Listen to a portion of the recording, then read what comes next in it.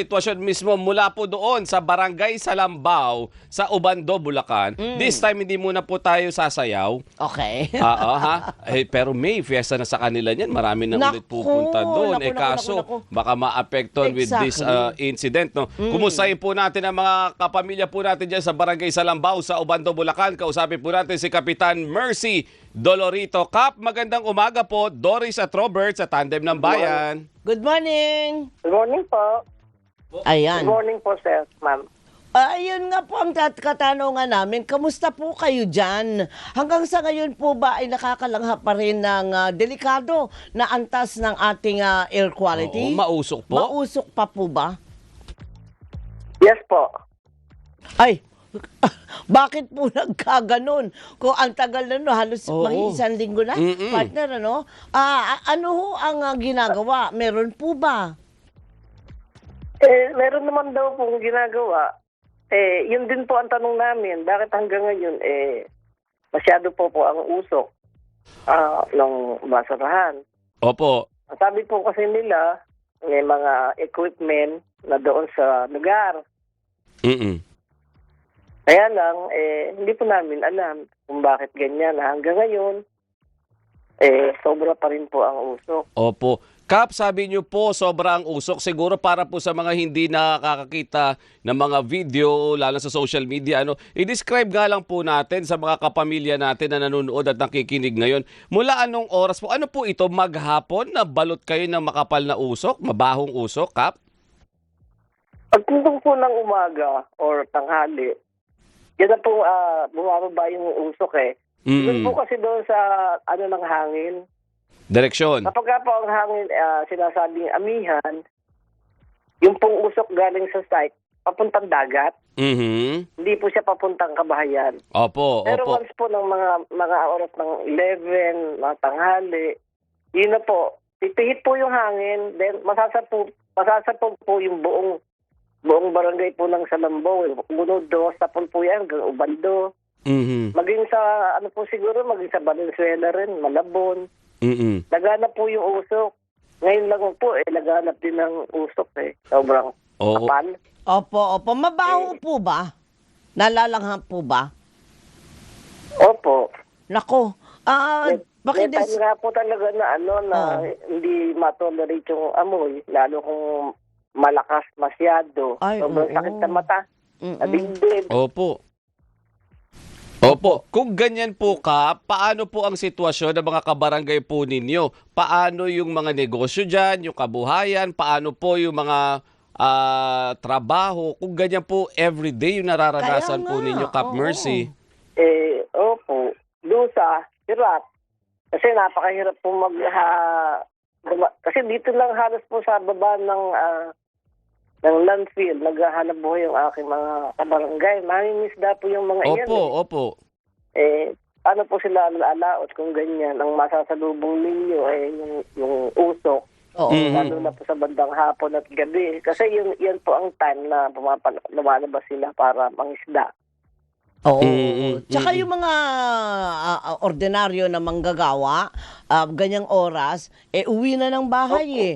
Hindi po ba? Pati mga, sa bagay, wala pang pasok ang mga bata ngayon. Pero yun na nga, mas expose sila sa panganib na dulot nitong masamang kalidad ng hangin. Opo. Actually, yung mga karamihan pong tao ko nasa evacuation center na hanggang ngayon. Okay. Opo, siyempre nagdadaingan naman po sila Opo. na paano makababalik.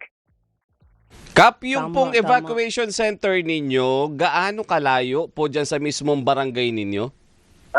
Sasakay pa po kayo ng bangka So, para makarating doon sa tawid. Ubando. Oo. Tawid pa po, tawid ilog po. Ayan. Sobrang hirap po ang inabot nung nag-evacuate kami dahil nung time na yun, hindi po namin nakita yung dadaanan namin sa sobrang kapal po ng uso. Grabe. Sobrang itim at ang baho. Ang tindi. Kumusta Kaya, po yung mga kababayan ninyo dyan, mga kabarangay ninyo? May mga nagrereklamo na po ba sa inyo na nagkasakit, na ospital? Oo. Kahit nga po doon sa evacuation marami na rin pong batang nagkakasakit doon. Ubo, ipon. yung matatanda. Kasi sobrang init din po sa lugar eh. Oo, Siyempre, oo. yung mga senior namin, may mga high blood po yan eh. May mga diabetes yung iba. So, trigger po yung mga sakit nila dahil sa amoy at saka sa sobrang init na tinitiis nila doon sa lugar. Opo. Dahil po ba dyan sa pangyayari na yan, Kap, yung mga negosyo ay natigil na po dahil hindi nga po makatrabaho ng maayos? Opo. Actually, kahit paano, sumisingit pa rin yung mga padre de pamilya kasi wala naman silang isusustento doon sa mga pamilya nila na nasa evacuation eh. Ano? Although na hindi naman po sila pinababayaan ng munisipyo, Oo. kaya lang po siyempre, hindi naman po makakasapat doon sa lahat ng pangangailangan nila. Hindi naman po sapat yung kakain lang sila or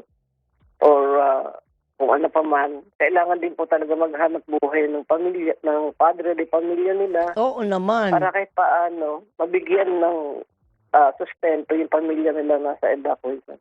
Kaya tinitiis na po nila minsan Nako. yung amoy, yung usok.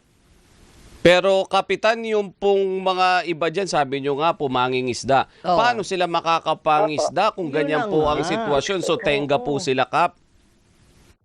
Hindi po. Minsan pagka hindi nila kaya, humihintoy, iba sumisisid na lang po sa tubig. Naku Nga po, po. kasi Binibigyan kailangan po eh. sila. Oo. Pag lumilitaw sila, lumuglitaw sila para makapangapa sila, Mm-mm. Kasi hindi naman po sila pwede hindi lumitaw, mamatay sila sa ilalim. Opo, Kaya lang, opo. paglitaw nila, yun nga po, usok yung nalalanghap nila. Nako, Diyos mio. Mayroon po bang gabay na ibinibigay ang DOH para po dyan sa mga apektadong residente ninyo? Opo, actually nag-medical mission na po sila. Kinukunan nila ng dugo yung mga affected, yung may mga ubo, tinitingnan po, mga bata, mostly kasi po mga bata, tsaka yung mga senior, tsaka yun po may mga asthma, lalo na. Oo. Pero Kapitan, yun po. syempre, iba pa rin po, kahit sasabihin nyo pong walang sakit yung iba. Pero Oo. yung continuous o yung tuloy-tuloy na pagka-expose po ng inyo pong mga kabarangay, Yan. kayo po mismo, dyan sa usok na yan, delikado din po. Correct. Meron po bang abiso Opo. more than the medical mission kung ano yung dapat ninyong gawin ng mga residente na everyday na expose sa mabaho? Opo, ang pinapayo po nila kung sakali, huwag lalabas ng bahay, magmamas, hanggat maaari, magsara ng bintana. Kap, Kapitan? mukhang sinarado ni Kap yung pintuan niya tsaka bintana. Papasok na eh. Papasok na eh. Yung usok? Oh, yung Camille, usok. nawala si Kap. Nawala. Balikan natin. Napakasama naman ng sitwasyon nila doon. Ang hirap dun, partner, ha? Hindi biro yun partner, lalo na kung mayroon kang sakit.